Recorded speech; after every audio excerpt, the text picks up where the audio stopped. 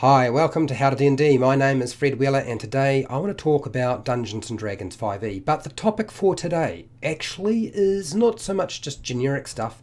It's more about how are you going to use all of that gold that you have collected in your Dungeons & Dragons 5e game. Because apparently a lot of people don't know what to do with that money and all that gold and those coins and those silver and the copper and electrum and the platinum. Well, there's actually plenty of different ways you can use that gold. And I'm not suggesting that you can trade gold for experience points, but to be honest, I don't think that's actually a big problem. It's been done before, why not do it again? But that's not really what I was doing this video all about. Okay, the topic for today is about how you can use different options you can use in the game as a dungeon master or a player. So, what can you do with that gold? Apparently, people think there are no specific mechanics tied into the Dungeons & Dragons game that allow you to use your gold. But there is. There is actually a mechanic, and it's called lifestyle costs. It's in the player's handbook. Okay, you'll find it in other supplements. They talk about lifestyle costs.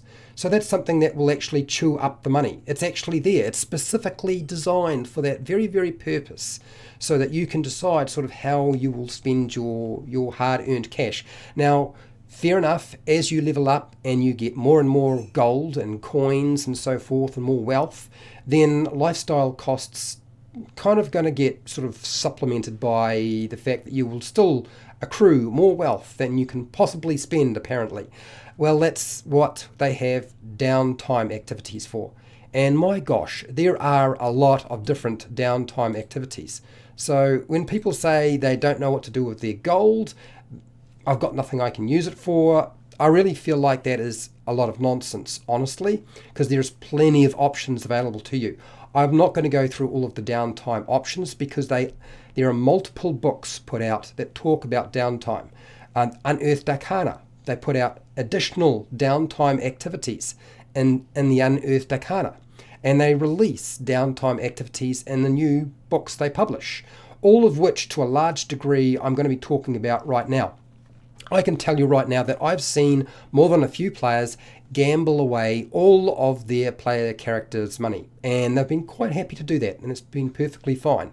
If you want to get really, really funky and you feel like you need to have something a bit more substantial, then of course you can go into being a landowner. So buying a piece of property, maybe a house, a manor. You want to go up, right up and get that castle, get a stronghold. You're going to have your own castle grey skull if you really want to. So yes, you can buy big assets. You could go and buy yourself a ship. Now, this could be a flying ship. It could be a ship that sails on the seas. It could be a land vehicle of some kind. Maybe you just go and get yourself a balloon so you can float around from one location to the next. Speeding up travel is always nice, right?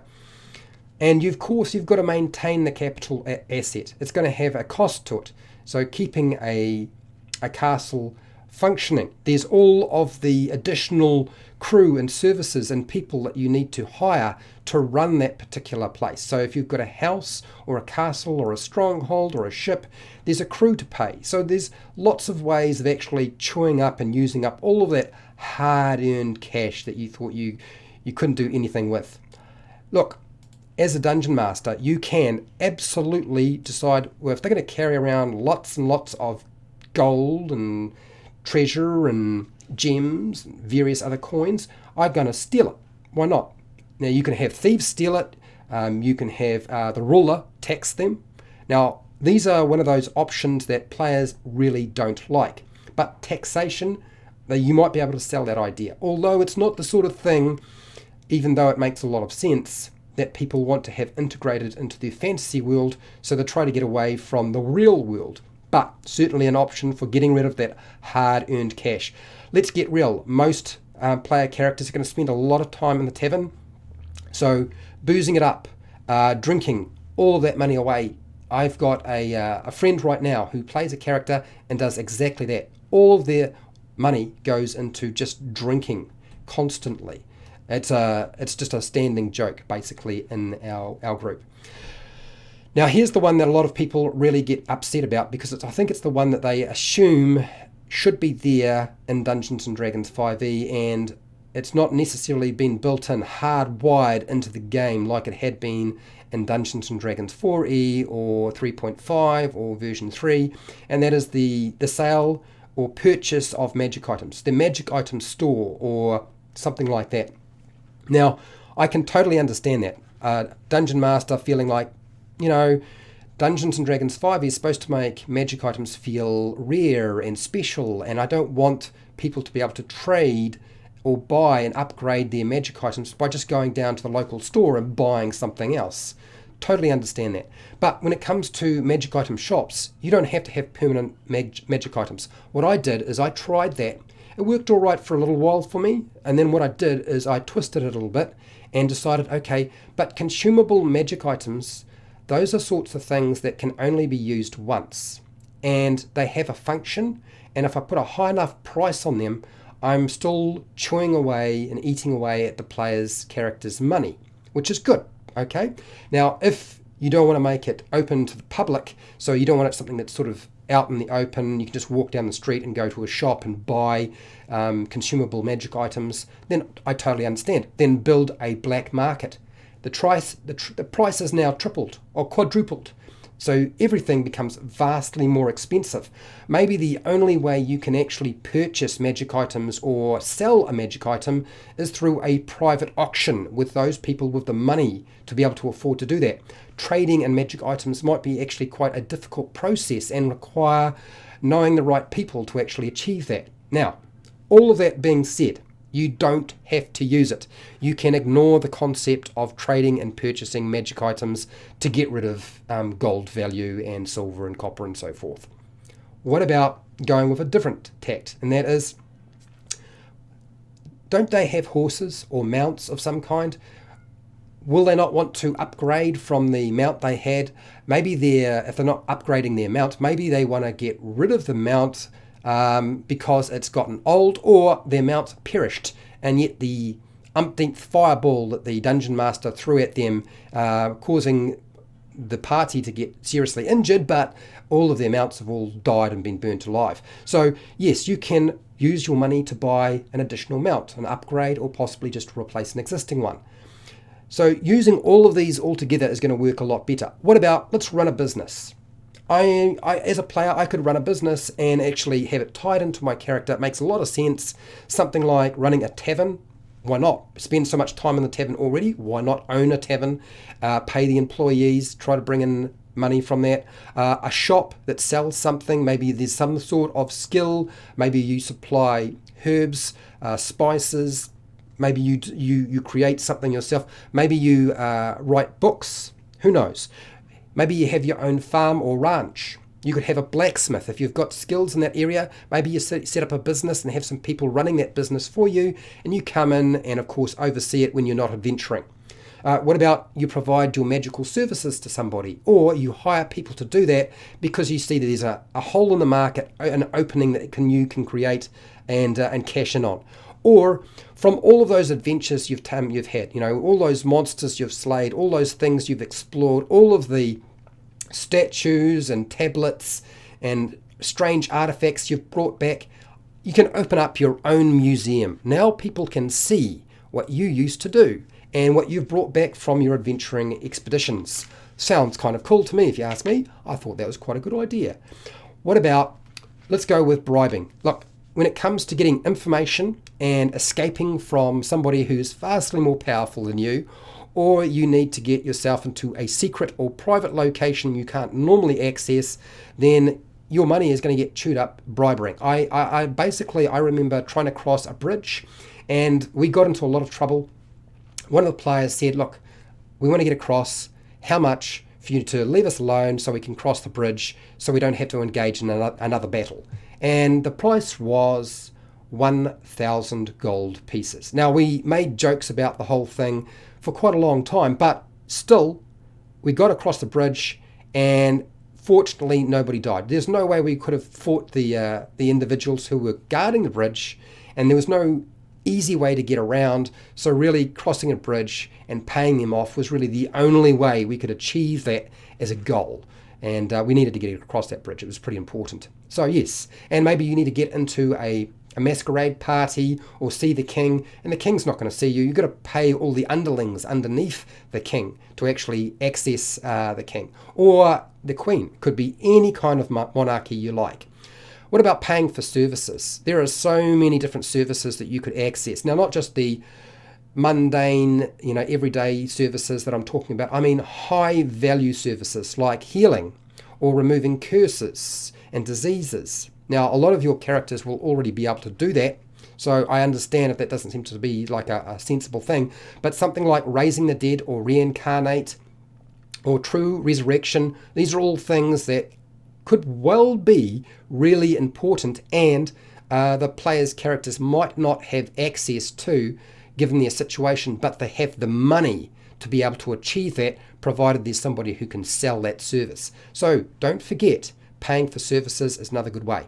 What about information? Now, we talked briefly about information, but often finding out what you need to do next comes down to having the right information. And unless the Dungeon Master drops that information right in your lap and it's nice and easy, you might have to go and pay somebody, because there are always people who will find out the information you need. You just have to pay enough for them to be able to line the pockets of the individuals who they need to get that information out of. And when you're dealing with secret information or stuff that's sort of a little bit underhanded or really important and worthwhile paying for, people will pay through the teeth, and the bribes to get that money out of them are going to increase. So information brokers, paying for an information broker could be quite expensive.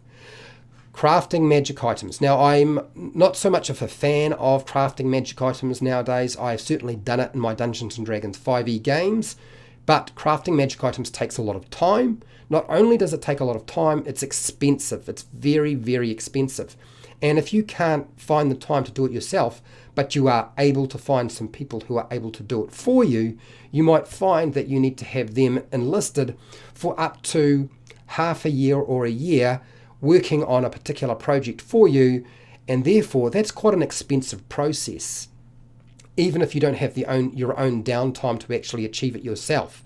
And hiring somebody else to do that for you, if your Dungeon Master will allow it, is an expensive and long process. So crafting magic items, dependent on how your Dungeon Master feels about that sort of thing. There are always times in an adventuring life where the stakes go up. Things get more important. Maybe the reason for you holding on to this cash is to keep the money out of somebody else's hands. And as it happens, Dragon Heist is a good example of this very, very situation. You might be using the money to fund a kingdom who needs money. They may be going out of business, or they might simply be running out of money and degrading over time. They need to upgrade their forces, their manpower or woman power. They might need to get some holes in the castle repaired, or the walls surrounding the town. Maybe you're going to upgrade or help maintain your local temple. You're a cleric or somebody who's an acolyte of some kind, and you need to keep that going. So tithing is a good example too. Building an empire of your own, where you get to trade with other people. Yes, that's right. You could build your own empire of trade and wealth. Now, Acquisitions Incorporated is a very good example of this, where people essentially are building an empire around wealth by going adventuring, finding stuff, and then selling it off. And certainly that's one option of how you could go about doing it. Why not? Absolutely. Okay, this is where I think a lot of people don't understand. Now, my last couple of comments are really about the fact that I think a lot of people have forgotten what gold and wealth means. The ultimate process of having gold right now, and really has always been the case, and that has been that wealth is a bargaining chip with the Dungeon Master. You have all of this wealth. Wealth is power. You can achieve things. All you need to go and do is have a conversation with your Dungeon Master and ask them, what can I try to do? What different things could I possibly do with this? Use your imagination. There might be other things I have not suggested that you can have a go at. All you've got to do is go and have a chat with your Dungeon Master and see what they will allow you to do. Now, I think the reason that people have sort of decided to fall back on the argument that there's nothing you can do with gold or wealth in Dungeons and Dragons 5e is actually a product of our time, the age that we currently live in. In the age we currently live in, where there are lots of video games and computer games, people just get lazy and they go straight for the video game concept of what you use gold for. And gold in a video game is used for upgrading your armor, your weapons, your gear. And of course, the assumption is that that should still exist in a Dungeons and Dragons 5e game. But it doesn't. This is a very limited concept.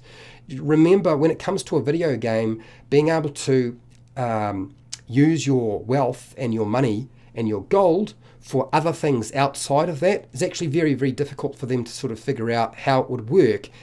And you're only thinking about the application of how it will work in the game in terms of combat. Often it comes right down to just combat and maybe a bit of utility with regard to how you play your Dungeons and Dragons game.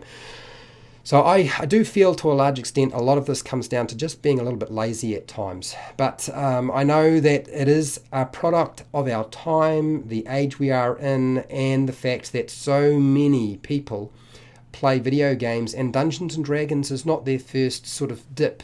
They don't dip their toes into Dungeons and Dragons first.